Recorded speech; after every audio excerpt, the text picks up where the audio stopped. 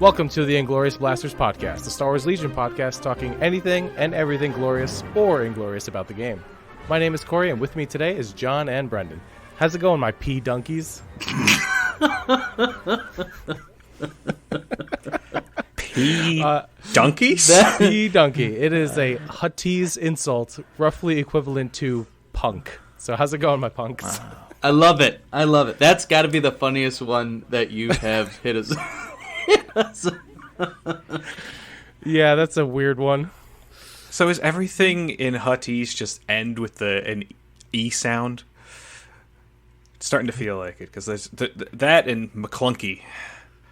I mean, another Huttese term is poodoo. So that's true. It means fodder, so... Yes. What? Yes. Was it P-Donkey? Is that what you said? Yeah, P-Donkey. I'm going to write it down, because it might be something I use tomorrow, just with conversations with friends. Well, you're welcome for that. There you go. So, today on the podcast, we came back from PAX, all three of us. So we're going to do a quick recap of our experiences over there, and then we're going to go into new points discussion. So it's finally here, the new points. Lots of spicy stuff. And just so everybody knows, they just came out today. We are recording the day that the points dropped. That's right. You were getting our hottest of hot takes, probably. Probably. All right. So, John, how about we start with you? How was your PAX? PAX was good. What were you running? I was running a list that I had spoiled the name of Inglorious Marriage leading up to PAX at our pre-PAX recording. So it was an Anakin Padme list. Pretty spicy. It was pretty much a range 4 gun line. So I had Anakin. He had push, saber throw, up close and personal, and Overwatch. And then you had Padme, seize the initiative, vigilance, and recon intel. The recon intel was a ad that I had never done before that was just nice to get her just a little bit of extra movement right off the jump to potentially get her behind some line of sight blocking terrain so she didn't have to do a move, quick think. She could just already be in place and do a quick think aim or quick think dodge. So that actually worked out really nicely.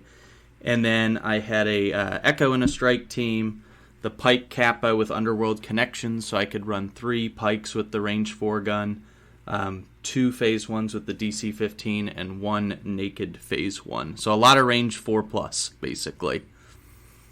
So yeah, I will just kind of quickly go through my games. My first game, I got paired with John Bushman, a.k.a. Bushfax, from the 5th Trooper.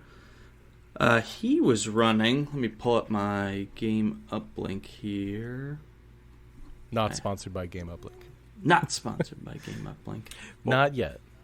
While John is pulling that up, for anybody who isn't familiar with Game Uplink, it is a tournament software that is being worked on by 6-Up Supply and the 5th Trooper. It was great to use at PAX. PAX was the first major tournament to use it. And if you want to see all sorts of stats, including all the lists that were run and the games and the objectives played, you can just go there and find the tournament and check it out. It's pretty awesome. It was sweet. Super easy. Very easy to use. And I'm super low tech, so that means a lot. So John was running a Leia, Luke, Lando list with Rebel DLTs, triple sniper, so kind of a riff on the DLT spam, but also accounting for all the dodge spam by having 3 snipers, and then Lando had some interesting things he could do with Luke. Alright, so John and I each had 800 points, so we did a roll-off. I won the roll-off, so I was blue player, so we used my deck. And then objective was hostage exchange, deployment was major offensive, and then condition was minefield. So I ended up losing that game. Pretty much what happened was my hostage got stuck in the middle, and then he was able to be grabbed by Luke, and then it kind of forced me to be super aggro and run Anakin out kind of across the board to either retrieve my hostage or pretty much concede after turn 2. So it's kind of a YOLO play. And Anakin actually ended up surviving a couple rounds, and then got taken out somewhere around, I think, the beginning of round 5, at which point I conceded because it was pretty much game over at that point because both hostages were over on John's side. So yeah, you as blue player with hostage exchange and Anakin Padme, I was hoping for a little bit different of a result, but my hostage kind of got stuck out in the middle. So kind of went in John's favor from that point on, especially once Luke was able to run out and grab him. Game 2 was against John. I don't know how to pronounce his last name. He's actually from the store that you did the tournament at in New Jersey, Corey. Oh yeah, I remember. I don't remember his last name, but yeah, Shipwreck Games. That's where I met him. Yeah, really nice guy. Really fun to play against, and right away he was like, "Oh, Inglorious Blasters! Like, I know Corey. He came out to our store and like wrecked us." And I was like, "Oh, no, right on, cool, okay." Yeah, I mean, I certainly did, John. Super no, good cool dude, though. Yeah, cool dude. He was super chill. I think my first game was a very intense, sweaty game. Definitely more of like what I'm accustomed to in like a top cut game, like a top 8 single elim situation. So honestly, it was just refreshing after being like on for 3 hours to kind of have more of a low-key chill game. But John was doing an Empire list, double bounty Boba Din. He had a couple pikes, shores, Death Trooper squad in there. We ended up playing hostage exchange on major offensive and clear conditions. So that one was pretty straightforward. My hostage ran back, his ran back, and then Anakin ran out and grabbed his hostage, and that was pretty much the extent of it in a nutshell. So that was game 2 was a win for me. Game 3 was against a player named Joe Alden. He was playing a Anakin bark list, so 10-act Anakin triple bark, and then with a clone gun line. I was red player. Interestingly enough, all 3 of my games were 800 points for both of us, so all 3 were roll-offs. So I was blue my first and second game, and red my third game, so we used Joe's deck. We ended up on Intercept, Major Offensive, and War Weary. So that kind of seemed a little bit like a turn 1 hurdle, if you will, for Joe, because he only had 7 scoring units because 3 of his units were barks. So pretty much what I did was I just kind of conceded that he was going to get the center, so he kind of just kept moving his stuff up, and I was just kind of picking it apart with the range 4, knowing that I would lose the center but probably take out 2 or hit 3 of his scoring squads in the process. And that's pretty much what happened. I took out 2 of his squads, so he scored the center, but then he was down 2 activations. And then at the beginning of round 3, I took out 2 of the 3 barks. Then he was down 4 activations. And from that point on, I think he was a very entertaining guy to play with. He's like, well, I'm just going to make you sweat. And he just charged Anakin into my lines, which I did not expect him to do. So that was rather entertaining. And it did, in fact, make me sweat because I fire supported his Anakin and put 8 hits on him, at which point he rolled 8 saves. That's yeah, and I was like, okay. I was expecting to do at least 2 to 3 wounds, followed by his Echo popped out, got 2 hits on my Anakin after I chased after his Anakin, and then I failed both of those saves. So my Anakin blanked on both of his hits after he had just went 8 for 8. And then I was like, okay, I hope this isn't some like fluky situation where I lose Anakin or something weird happens where he buries into my army and this just gets flipped on its head. But ultimately, after many shots at his Anakin, because he was rolling extremely hot, I got him down, and then from that point on, I basically went after the center with my Anakin and could kind of ragdoll his troops around once he no longer had a force user and force push to get me out of there. So that ended up being 7-5 in favor of me on Intercept. We went all 6 rounds. It was a good time. And that was game 3. So at the end of Pretty much at the end of game 3, I was having a little bit of a migraine. Woke up the next day with a migraine, so I ended up dropping day 2. So my PAX was just the Saturday, and I was 2-1. But I had a great time. Everybody I played was awesome. As with most Legion players, everyone's usually super chill, even in the sweatiest of games. So I had a blast. It was a lot of fun. Nice. Good job, John. Thank you, sir. Great chat. Yeah, so I'll go over how my PAX went. So I'm going to go over the games that I learned the most from, which is to say the losses, right? So to not bury the lead. I was playing Blizzard Force. It was the Operative Vader version. I was playing the mean old boogeyman. I see Brendan shaking his head. Yeah. Yeah, so it's officer with improvised orders, OP Vader with push, choke, tenacity, 4 speeder bikes, 2 HRUs, and then 2 snows with one was naked, one had a medic, right? And I had 21 point bid. So all my games I was blue. So that was nice. Right, so my game 2 was against Michael Henry. I believe he got top 8 this tournament, so congrats to him. He did. He's an awesome player. So we landed on the flop, breakthrough, danger close, clear conditions, and what he's playing is Shadow Collective. So he ran Maul, 4 pikes, 3 capos, and 2 Vigo Blackstone Enforcers, right? So I felt like this is like one of the matchups like I don't want to go into because Blizzard Force struggles against dodge spammy stuff, right? If you have more dodges on my incoming shots and you can produce more and then your danger sense activates, it really stinks to just lay fire into it, right? So what I tried to do was like try and promote a KG situation, but I feel like that went against what Blizzard Force is like really good at, right? It's forcing situations that are not good for your opponent.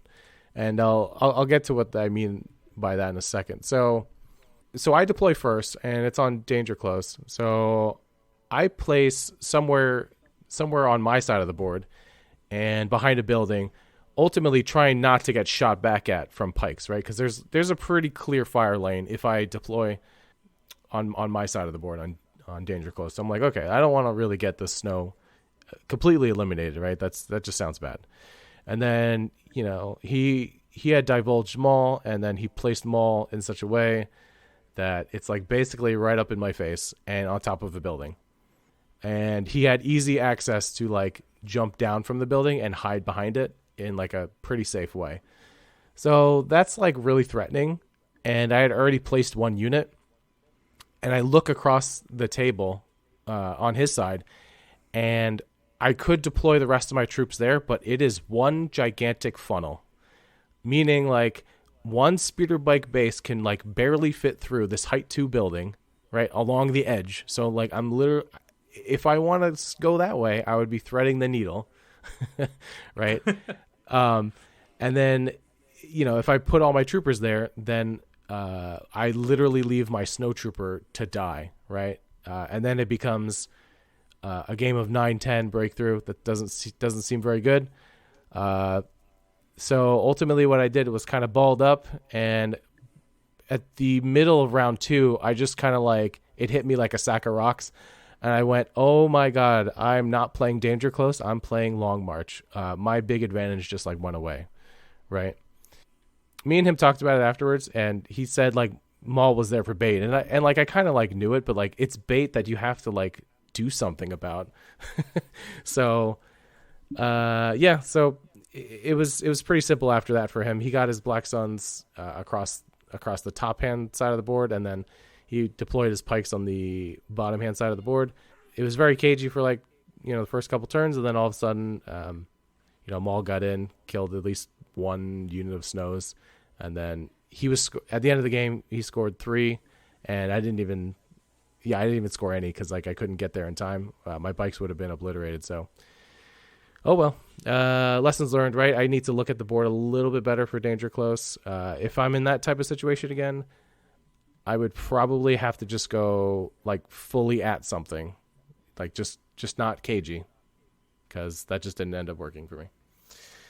Okay, so then my day 2, or actually no, still day 1, third game against Tim Hannon from Stabcast. So we played Payload, Battle Line, Supply Drop, and then I believe he's playing triple dewbacks, IG-88, and then he had 2 pikes and I think he had a capo and then a commander, and then I think 2 shore units and a Dell hanging out there.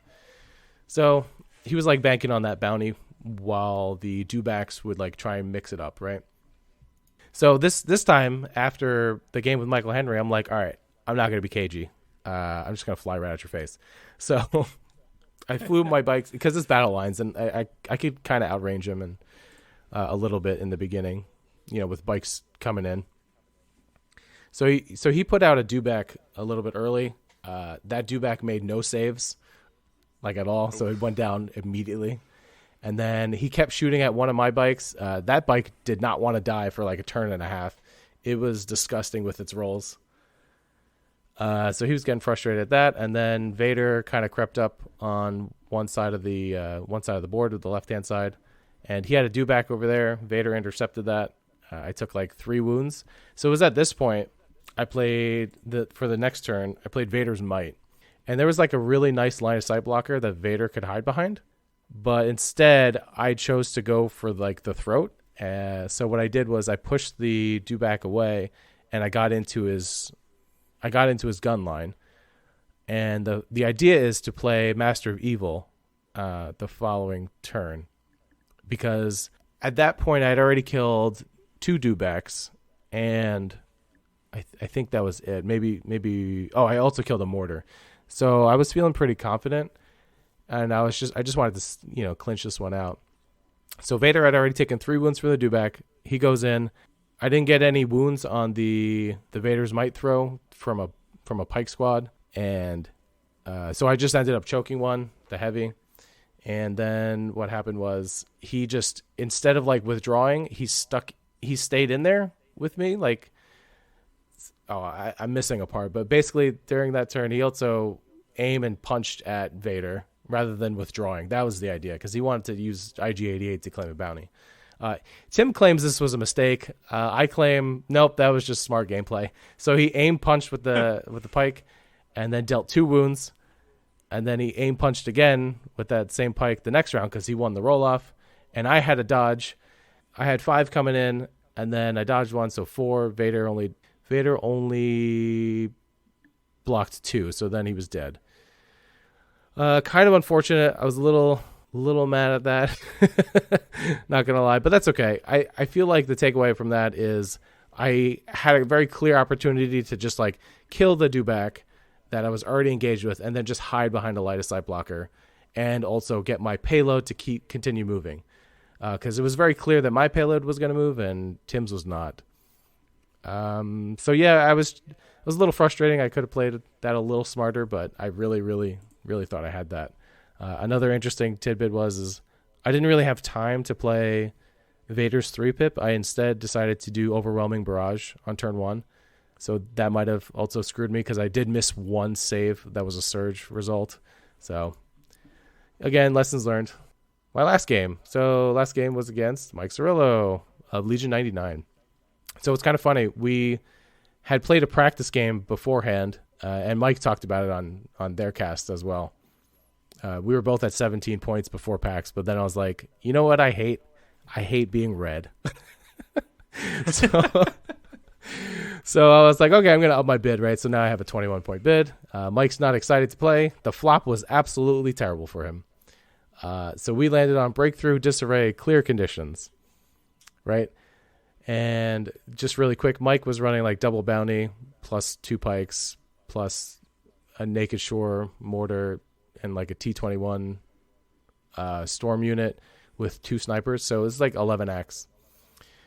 So this was, I thought this was going to be a boring game, and really good for me, because what I did was I put all my units in the top right-hand side of my deployment zone, and then I put Vader on the bottom left of my deployment zone. And I just put him right behind the line of sight blocker. So he was just chilling out there, and the bikes swooped in to his lone unit on the lower right-hand side, because you have to put one in disarray. what happened was I killed that sniper pretty quick in one shot, and then it was just very cagey until like turn 3. Mike knew this because this, so he's like slowly approaching Vader, and he's like move stand buying, right? And I do nothing because like that's the thing to do. I just have to kill a couple, and like I'm in the green. I win. So Mike knew this, and he did a daring play. He's like, all right, I got to make something happen. So here comes Boba. Boba had hid behind a line of sight blocker from earlier on turn 2. He moved up to it. And then on near the middle or end of turn 3, he played Rocket, and Vader took 4 wounds. That was pretty bad, right? So that kind of flipped the game on its head because I didn't really have the wounds to afford sitting there anymore, and his gun line was like approaching. Luckily, I had played Vader's Might that turn because I thought he was going to do some rash action, and I was correct. So then from there it was pretty explosive, right? I'm able to like avoid all the standbys, and I grab 1 unit of pikes. I Vader's Might it over to me. It was like a pike squad with a capo and the gun. I killed 4 pike models that way, and then I choked the heavy, and then I refreshed force choke, and then next round I played Master of Evil. Yeah, it was nice. Pretty gross. I'm missing some wounds there actually. So he had shot at Vader because he had gotten a line of sight on there too. Because once the Boba rockets came in, he also found a angle with the pike. So Vader was on 2 wounds left when I did that Vader's Might play. So then the following round I had a dodge from Master of Evil. The suppression didn't really matter a whole lot. I just really needed the dodge at the beginning of my turn, and I really couldn't afford to play Implacable. So there I was. I choke the pike, and I get in.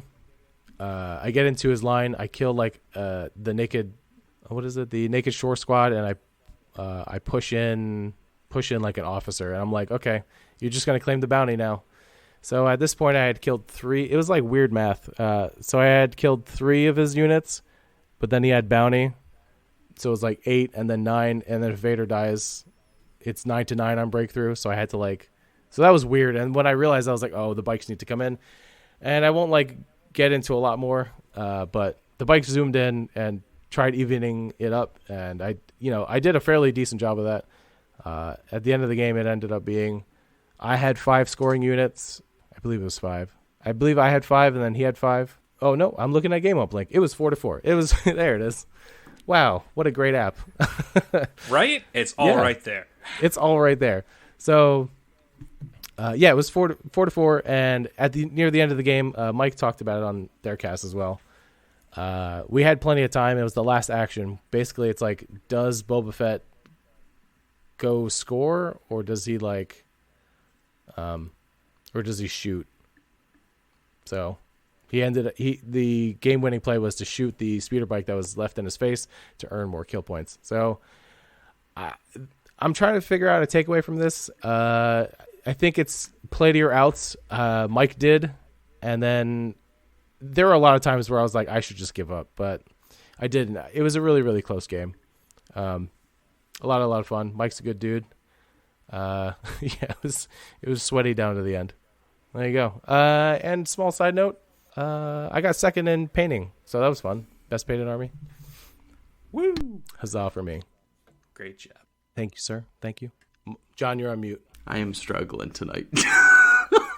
That's okay. I can edit that out. I had all my games loaded up on my phone, and I couldn't flip through them on my phone, and yeah. But your army was very sharp, sir. You had a nice picture of it with your trophy showcased on Discord, and not only did it have an amazing paint job, pretty much everything in it was 3D printed, so there was a whole nother element to it. That is correct. The only thing that was not was the medical droid. I take all that back. It's the worst. That's why you got second. Pretty much. I didn't go the extra. I didn't go the extra mile to get that last 3D print. That's my takeaway from painting, man. Just ugh, got to 3D print my way to victory. Apparently. All right, well, I guess I'll go and talk about my PAX. So the list I decided on, I decided to name Inglorious Bid because I hated the fact that I did a 19-point bid. I hate it, but I knew with this list, the last thing I wanted to do was face a Blizzard Force and be outbid and have to play their deck. Because my list does not like what Blizzard Force likes, because I ran an Imperial Officer with Improvised Orders and Electrobinoculars, Operative Vader with Burst of Speed, Force Push into the fray and seize the initiative, IG-88 with Offensive Push and Targeting Scopes, a Shore Trooper Squad with Del Meeko and an R4 Astromech, Shore Troopers with the T-21, Imperial Comms Tech Targeting Scopes and Emergency Transponder, 2 mortars, and 3 sniper teams for 10x. Before I get into any of my games, I will say, clearly I had more repair in my list than necessary. So there was 4 instances of repair. I never repaired IG-88 because he took a total of 6 wounds throughout the whole tournament. Because nobody wanted to shoot him because I would just take the wounds away. I mean, ideally, they probably shoot the scary man Vader or your other troops. Yes. Some people decided to shoot Del Meeko's squad first to hopefully get rid of the repairs. Then they wanted to focus on IG-88. But, yeah. So, apparently a lot of repair on a bounty droid is good. Because then they don't harass it. I also did play all 5 games, had a blast, and my opponents were great. Going through my games, I'll go over just some quick highlights for them, and either the things that helped sway the game one way or the other, or just something crazy that happened. So my first game was against Austin Miller, and we played Sabotage the Moisture Evaporators, and I was the blue player. He was playing an 11-act Op Vader Pike list. So he out-activated me, but luckily we're playing Sabotage, which is great as blue player. You can just sit back, and they have to come to you. Despite me knowing that, that is not what I did. And Austin was taken by surprise at this also, because I ran my Vader at him. So, funny note about this game, we both have Vader, and neither of us actually played Darkness Descends, even though it was in our decks. Which is basically unheard of. This game ultimately came down to the final turn. I was definitely losing on kill points, but I was able to win the roll-off on turn 6. Vader's Might versus Vader's Might. I was able to get my Vader to touch one of his Vaps and tap it, and Vader's Might, the only unit that was in scoring range, onto a piece of terrain. However, Austin then Vader's Mighted that unit back down. So it could still potentially get to the VAP and tap it. Because everybody forgets that Vader's Might can be used on friendly units. It's not often seen, but it can be done. There are basically 2 ways I had to possibly prevent this 4-man Stormtrooper unit from getting to the VAP and tapping it for me to lose on kill points. I either have to pull from my bag a core and hope my mortar can get some double suppression on it and it can't roll off because it needs both actions to get there and tap the VAP. Or I can pull IG-88 and hope IG-88 can just do IG-88 things. My first pull, I can't remember if I had to use improvised orders or not, but I ended up with IG-88. and then IG-88 just took an aim and shot at the stormtrooper unit and wiped him out in one shot. Nice. So, yeah. So at that point, we call it because we have all of the rest of our armies to go with, but nobody can interact with the Vaporator at this point. So great game, great opponent. It was awesome. Round 2, I ended up playing against Richard. I'm going to say his last name wrong. Lavery. He brought the only Veers Blizzard Force to the tournament, and we ended up playing Hostage Exchange, which normally would be great for Vader. It didn't work out quite as well because we were playing Long March. I was also blue player, and we ended up, long story short, we both scored the 2 points for our hostages. The turning point in that game was IG-88 one-shot Veers for the bounty. Ouch. Yes! Ouch.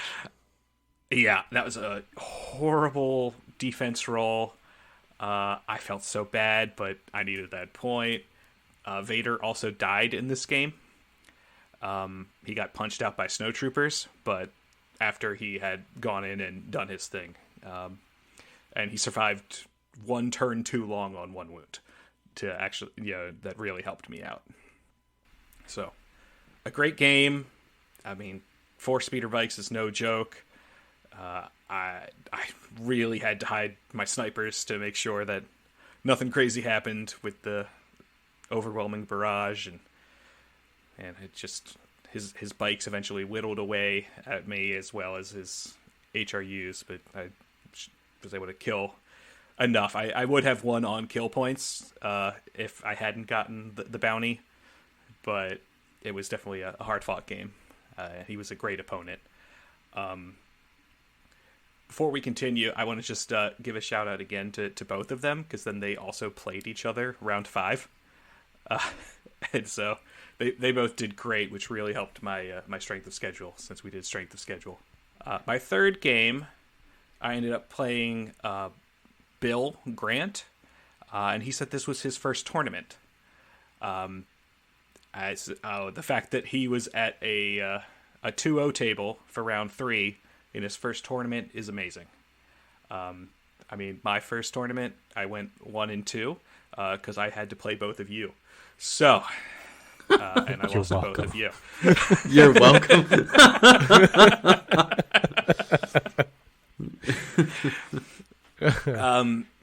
Bill brought a Pike Rebel list. The only character in it was Mando, and he put Mando in a land speeder with the Amban rifle.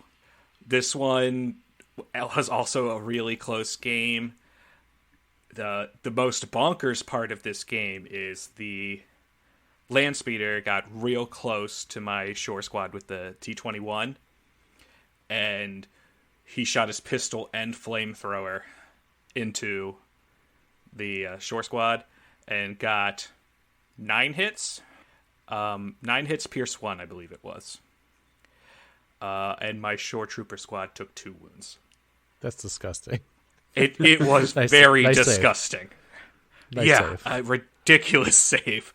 And then I believe Mando died either that turn or the turn after, just from all of my units shooting him in the land speeder. We were playing key positions. How it ended up working out is we tied on one of the key positions. He scored the center key position, and I scored one of the positions, but I had also gotten the bounty with IG.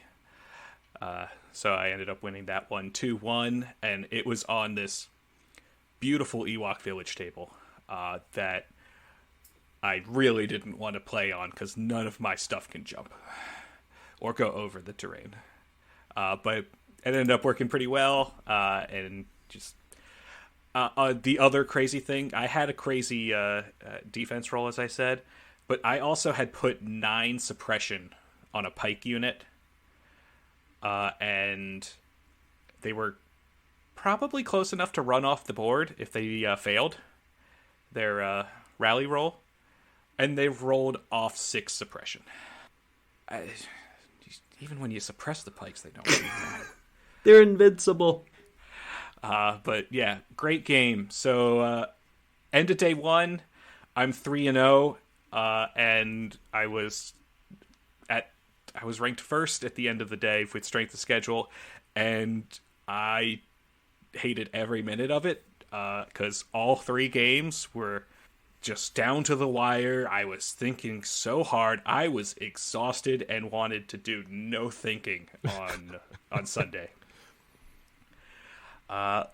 Luckily, Sunday decided to be kind to me and make me not have to think. Because the first game on Sunday, so round 4, I get paired against the only list that outbid me that was still undefeated. And that was Kyle Dornbos from the Notorious Scoundrels with his Blizzard Force. As I said, I didn't want to play a Blizzard Force list that outbid me. Yeah, and it's rough. And I was proven very correct. We ended up playing Breakthrough on Hemmed In. And that was unfortunately the best of the scenarios that I could get out of the deck. I made 2 really dumb decisions, one with deployment and one with moving a mortar. So the game ended up being 10-8 because he killed 2 of my activations. I mean, I barely took any shots at him, and we just basically toilet bowled. The big highlight for that game, though, was my 1 mortar that I moved poorly that did die. It survived at least 1 shot from a heavy response unit at range 4 and like 5 or 6 shots from speeder bikes before it finally died. Oh, that's a lot of fire from that. Yes. I had to make him work for it. There you go. That's a victory. Yeah. When it finally died, just to see what happens, I just went, all right, I just want to see if it would have panicked off the board, because it finally died, and I rolled. It would have panicked off the board. It only had 4 suppression, but it was enough. So Kyle just went, well, I guess it would have died anyway. So great game, great opponent, just not what my list wanted to see. So I'm now 3-1 going into the last game, and I got Keegan Evans from Legion 99 and 6-Up, which was great. They also talked about it on their cast, but Keegan and I were playing on a table right next to Corey and Mike, so it was a podcast off in round 5, which was a lot of fun. And Keegan was playing a Yoda list with no pikes, the way that was intended, because pikes are evil. But yeah, we ended up playing key positions and rollout. Basically, as with lots of my preferred playstyles, I just ran Vader at him. Vader murdered things, and my attack dice continued to be pretty good. We called it at the end of turn, or during turn 4, when I killed Yoda, because Yoda, I think it was the previous turn, maybe the 2 turns earlier, Yoda had done a fire support into Vader and took 1 wound off a deflect.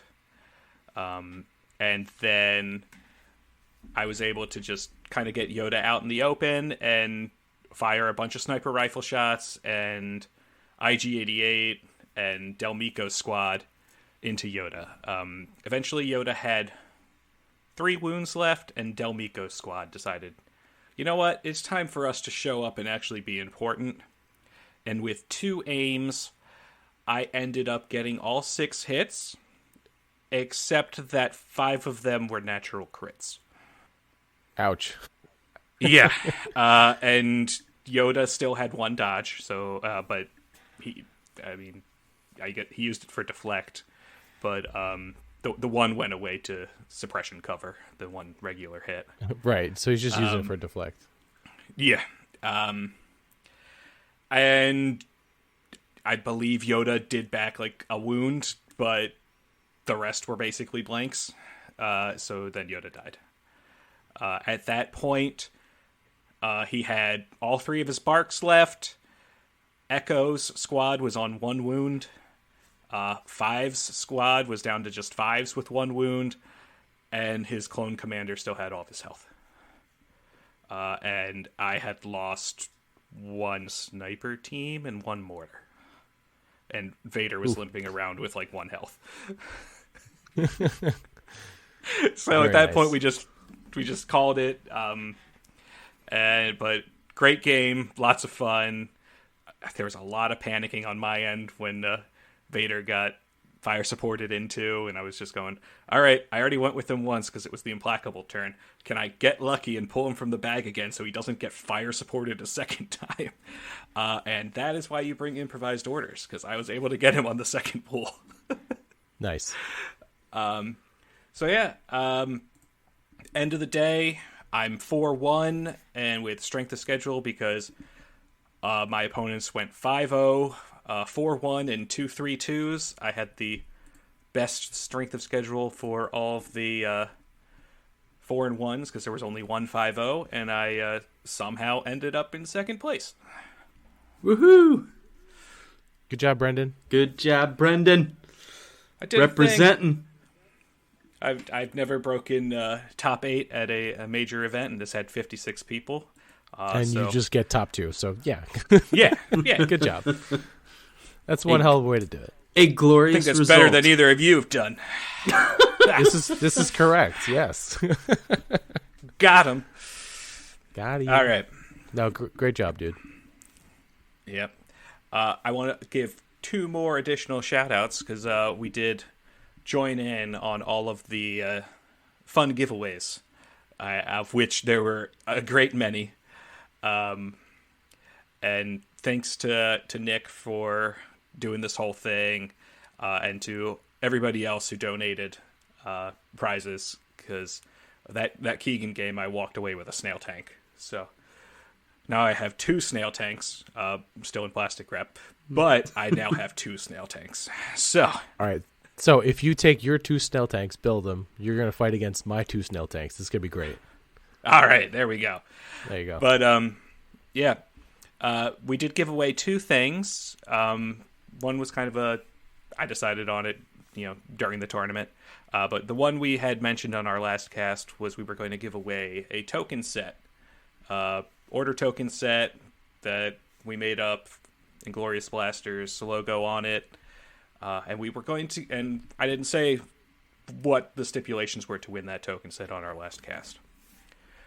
We decided, because this was a big enough tournament, it seemed likely somebody was going to go winless, that whoever went winless and stuck it out for 5 games and had the lowest SOS was going to get the get the tokens. So shout out to Rob McLeish for sticking it out, going 0-5. Gotta love somebody who just keeps coming, playing the game. There's nothing more glorious than that. So he got a token set from us.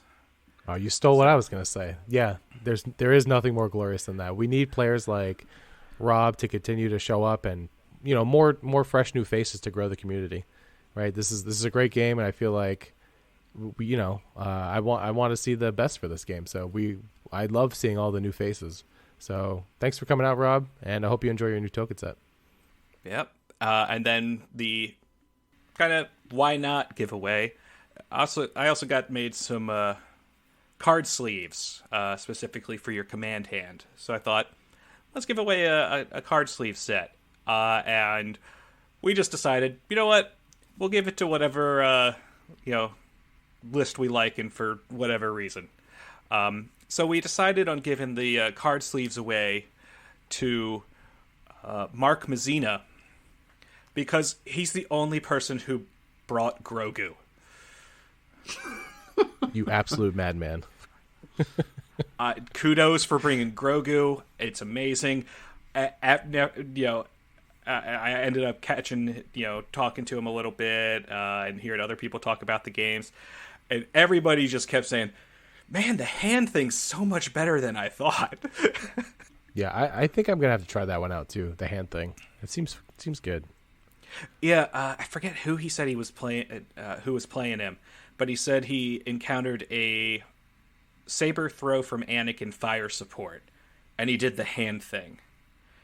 And so with Impervious, he's rolling extra dice to deflect back. Oh, yeah. So I think he said he ended up doing like 2-3 damage back to Anakin with deflect for that. So That's amazing. Yeah, that would be terrible as the Anakin player. I would be pretty upset by that. Yeah, it seems fun. Glad he showed up and brought it, and he ended up doing pretty well at 2 and 3. It makes you think twice to fire support if you know your opponent has the hand thing. Yeah. Not to mention he gets, 2 dodges from that card? Yep. Plus potentially the independent dodge. So you're talking 3 potential deflects, if not more, if he takes another dodge on his turn. Seems good. Yeah. Awesome. So, any other thoughts on PAX, gentlemen, before we wrap that one up? I think just a shout out to Nick again. I mean, he is a madman with the amount of terrain that he has, that he carts pretty much himself to these venues. I know he had a bunch of people help set up, but just the fact that he carried everything in, all the terrain is beautiful, all 3D printed and painted by him. So I can't think of anybody else that has done as much for the Star Wars Legion community as him. So just a shout out to Nick. He puts on great events. Thanks, Nick. Thank you very much, Nick. I want to give one final shout out, and that'll be to somebody else we've talked about on the cast before, Sam McHenry, who also got top 4. So congrats, Sam, with a Republic list, the only Republic list in the top 8. See, Republic's fine.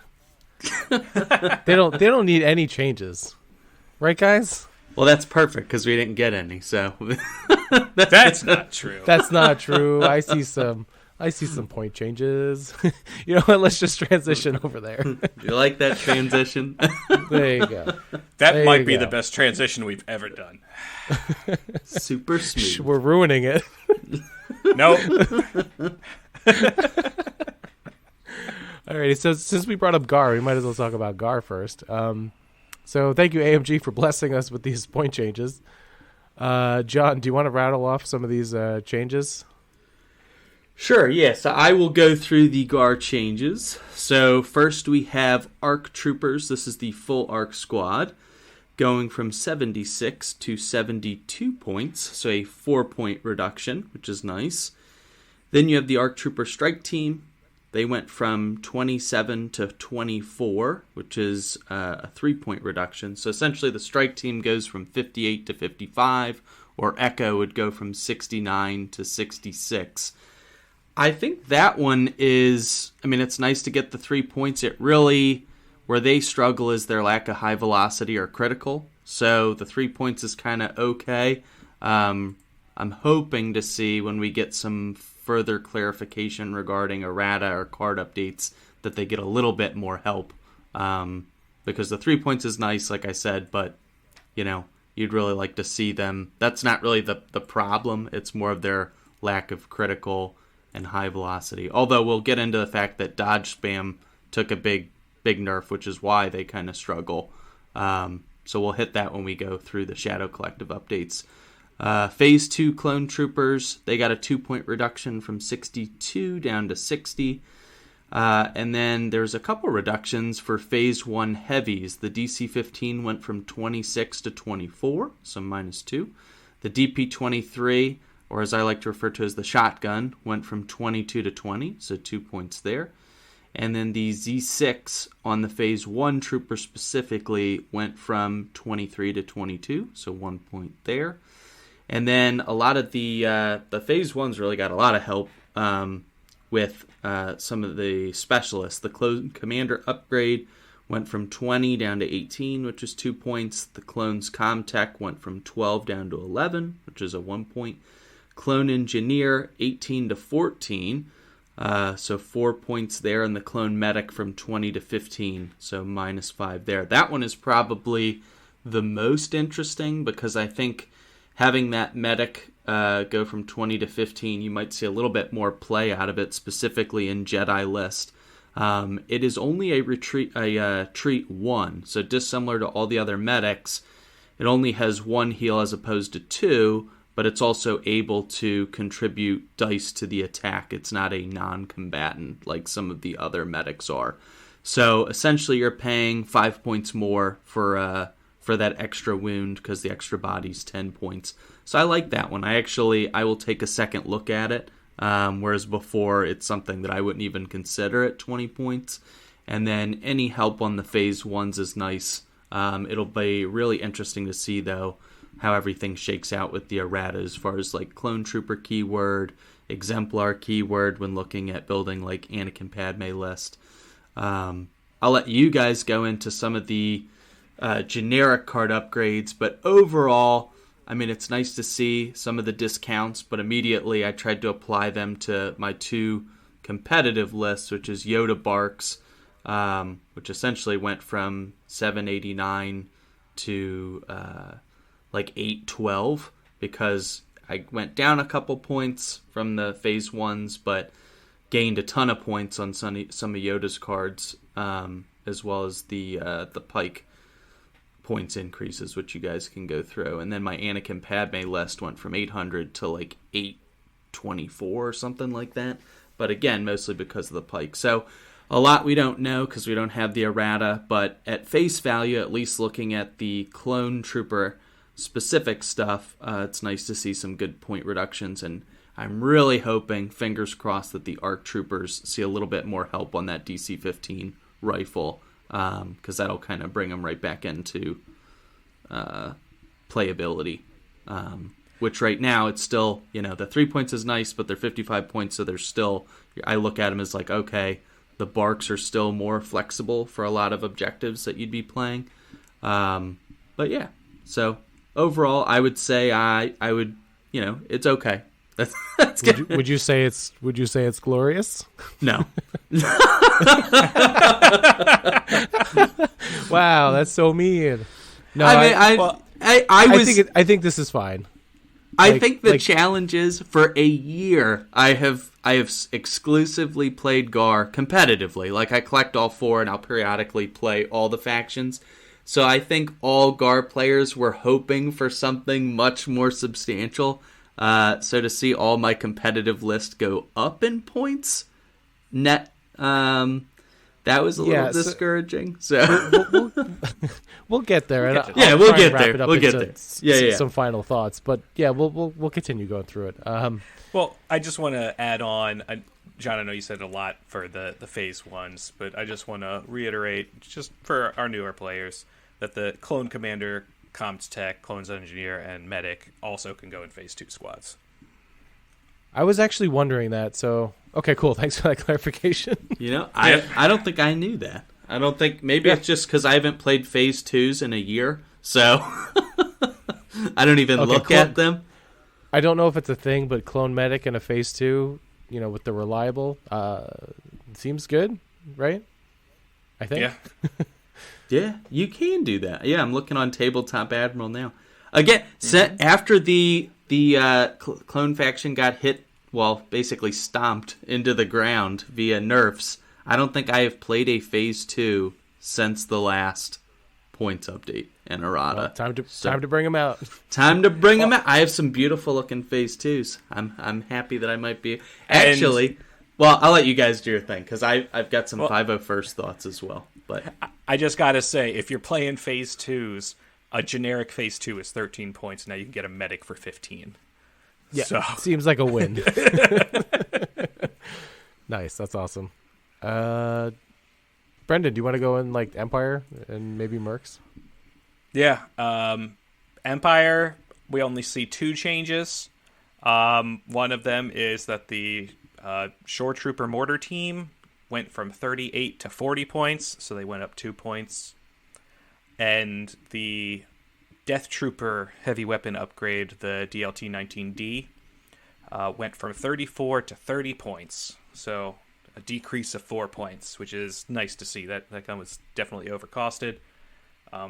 Death Troopers, or what we talked about in our last episode, so either they listened or they already realized it, that they were overcosted. Oh, they listened. Just a little bit. So, thank you, community. That was all because of that last episode. So no, but this is definitely an awesome change. So this is great. Great change. It's a great gun. 30 points still maybe feels like a little too much, but I mean it's definitely more fair than 34. Looking at the mercs, they gave us 4 changes. The Pike Syndicate Capo Commander went from 45 to 48, so 3-point increase. The Pike Syndicate Foot Soldiers went from 40 to 44, so a 4-point increase. The Black Sun Vigo Upgrade went from 18 to 20 points. And the Pike Syndicate Capo Upgrade went from 16 to 18 points.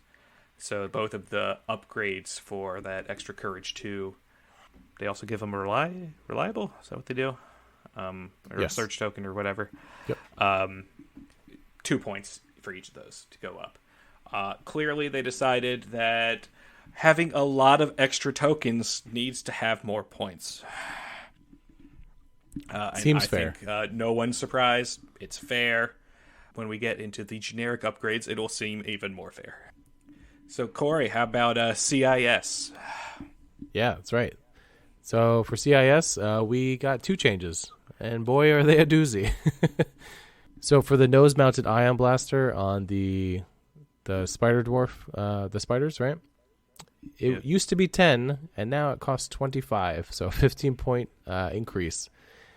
Ouch. Fair. But that's kind of needed, because if they nerf other things that kind of pushed spiders out of the meta, such as pikes, then like it would go back to kind of like the droid meta, right? Where spiders and Magna Guard, they just kind of plink away at range 4. So this was a needed change. 25 points. I don't want to say I'm never going to take spiders again, but I'm like really considering taking staps instead of spiders at this point, because they're much cheaper and I love speeder bikes now. So see you later, spiders. So then for the Magna Guards, they got their heavy weapon changed. Their RPS 6. It used to be 28, now it's 34. So 6-point increase. That was the only weapon Magna Guards took, because like the whip, you had to get really close into melee. The RPS is just really, really flexible. Yeah, it's just an overall really good gun and definitely needed to go up. I think you still take it even with the points increase. Like if you're taking Magna Guard, it's really good. It's very flexible, goes into armor, got critical 1. Very useful. I have to say, with these 2 changes, I appreciate that all they did was affect the upgrades and not the unit themselves. Yeah, I agree. It's a good place to hit it. Because we've seen in past updates where the unit as a whole gets hit with points as well as the upgrades. So the fact that they only touched the upgrades that were everywhere, it is nice to see. And then let's go over some of the neutral upgrades, right? So these got hit a lot, I think. Vigilance used to cost 5, now it costs 12. Oof. Difference of 7 points. That's kind of needed. Dodge spam was kind of all over the place with pikes, rebels. Even force users getting to hold on to their dodge. I'm not saying they were a problem, but they're also affected. So if you really, really want to hold on to those dodges, it's going to cost you now. Burst of speed from 3 to 10. So that one's an interesting one to me, because like only a couple force users took that. It is a very, very powerful engagement tool. So I'm glad. I mean, I think I'm glad to see it go up, but man, Commander Vader just does not like to see 10 points on that. Yeah, 10 points feels like a lot. However, this is only part of the updates they're giving us. I'm like holding out that, making it 10 points means it's not an exhaustible, because 10 points for an exhaustible feels like quite the tax. Yeah. Even though it is really good. I'm hoping with the errata that we will see them changing it. Maybe it's like a 2-time use thing or something, but not a 1-time thing. Yeah. So then, the meta shaking grappling hooks from 1 point to 2 points. Gets the award for strangest. You don't know update. how upset I am. So clearly they were in my head thinking about all the ways you can use snow troopers to just go up buildings, shoot, and go back down. So yeah, this is obviously meta breaking. It's just going to ruin everything. I think this might. I'm like super reaching and super guessing, but this might have to do with like how some of the rules interactions might change, like, or they might tweak something like in the upcoming rules updates, right? So maybe they were like, wow, grappling hook seems like a value at 1. So that's what I'm thinking this is. So then rounding out the other ones, we got offensive push going from 4 to 6, situational awareness going from 2 to 4, tenacity going from 4 to 6, and then up close and personal going from 5 to 8. Right, so overall nerfs to offensive and defensive capabilities, but I mean, like, those are the ones you see used most often in the training slot, right? Yeah. Tenacity's been stapled to a lot of melee units because it's just super good. Yep. Situational awareness is yet another nerf to the dodge spam. Just making sure that especially rebels can't do their best pike impersonation. With the deal with the captains and the situational awareness. Up close and personal, it hasn't been around very long, only about 6 months. But, I mean, a 3-point upgrade for something that is giving out more dodges makes sense. They're clearly trying to help push down all of the dodges with these changes. Because this game's fun when you roll dice and things actually happen. And dodges stop that from actually happening. That's just my take. Yeah, very true. Cool. So again, like, we don't know much what's to come in the future. So there are future like article updates coming out later. So I don't want to like come to many conclusions, but yeah, it's I'm looking forward to whatever they put out, right? Because so I think we only have a fraction of the picture here. I'd say we have 1/5 of the picture because they have announced 4 additional dates of latest rule updates coming. December 12th, December 14th, December 19th, and December 21st, all having more updates. And they're, according to their Twitter, they're actually going to be articles. So I'm interested to see what they have to say, and I'm sure I'll have to be doing a lot of reading for the group here. Oh, that's right. Yeah, John and I still can't read. I just started phonics. It came in the mail. Soon I'll be unstoppable. Oh man, too good. Any other final thoughts on these points updates, gentlemen? No, it's really hard to. I mean, they're almost like out of context without any errata attached to them or rules updates. Like the arcs, for example, that I kept referencing earlier. If they're 55 points and now their card says high velocity or critical, that's awesome. But if they're 55 points and there's no other changes to them, then it's kind of like, meh. So it really depends on some of the reworks. Especially like I was thinking Rex would get a points drop. And I mean, there's a number of Gore things that I was thinking you'd see a little bit of a reduction in. But at the same time, if Rex's card comes out and now he has direct clone trooper or take that clankers, kind of goes back to not full on what it used to be before, but kind of gets a little bit of a retune, then it's kind of like, oh, okay, I'm fine with him being 100 points. So there's just so much we don't know Like Brendan said, we have like 1/5 of the picture, so it's really hard to give a full-on assessment of something when you don't know, what the card's going to say, what the errata's going to say, what Clone Trooper's going to say in the case of Gar or Exemplar with Anakin Padme. So the points are somewhat out of context at this point. So it'll be interesting. I'm excited. I wish I didn't have to digest it in 4 separate articles, and it could be a little bit more all at once, but we'll see. Definitely keeps you engaged, so the community engagement, it will be there if you have to tune in 4 separate times. Well, I gotta say, I really like this points update because it feels very minimalistic. You didn't hear us talk at all about the Rebels. No points changed in the Rebels. The only thing that changed that affected Rebels were some upgrades. So, and, we had barely any changes for the Empire and CIS. It was just a couple small things. We talked the most about the Republic because they had a lot of points decreases because they were paying for the sins of their past. The majority of the points changes were either kind of retracting previous nerfs or nerfing things that are currently good, but most of that tax is going to upgrades, which I think is great because you can still build the same army, you just have to come up with new strategies around it. You're not going to have the same upgrades necessarily, but for the most part you can still build something very similar, you just have to play it differently. Nothing crazy happened here. Yeah, these are small but good changes, right? Removing some of the key troublemakers, right? Like Pikes, Vigilance, stuff like that.